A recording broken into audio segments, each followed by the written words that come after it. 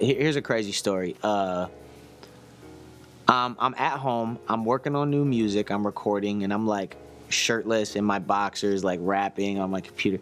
And my boy texts me, and he's like, yo, I got tickets to this Yeezy season at Madison Square Garden. Do you want to come? And I was like, yeah, when is it? And he says the time. And I was like, okay, it's at like noon, it's like 10 a.m. And so I'm thinking it's the next day because I remember seeing, you know, it was like a big hype around it and all that. I go back to work, and he hits me like, yo, where are you? And I'm like, what are you talking about? He's like, yo, like, I'm here. Why aren't you at Madison Square? And so I'm like, what? That's today? So I run and I throw on some clothes, and I was like, yo, I'll be right there. Jump in a cab, go down. So it's totally random, totally last minute. I had no plans on being there. And we go and we sit down, and lo and behold, I'm sitting like 2 seats behind the Kardashians and like everybody else. So I'm looking around, it's like Jaden Smith, the Kardashians are right here. I actually saw Jay, and he tried to be slick, but he wasn't. He was like sitting in a corner like 2 rows up, like right next to the aisle, with like a hoodie up, like he snuck in and like sat down. But then he turned, and I saw like the silhouette, like I know those lips, man.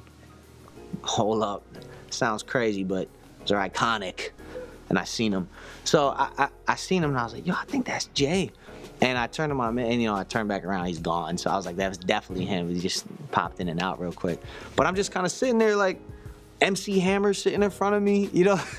Like all these people, you're like, what am I doing here? And then so afterwards, we go to a hotel for like an after party.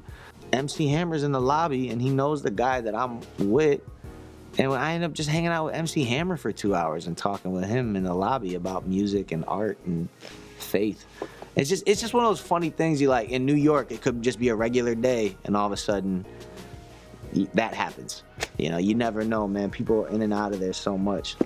One of the things Hammer gave me as like a jewel was about the Grammys. He was like, man, nobody actually want to be at the Grammy Awards show. They just go there for Grammy week and just make all the connects and leave the night of the awards. You know, unless you're nominated, obviously. You know, he was just showing me how to move through some of those like industry things, like some of the things that artists aren't really excited about doing. Like the red carpet and all that stuff for certain artists. Certain artists love it. Other artists are like, I'd rather be home making music, you know? And like the introverts and the other people.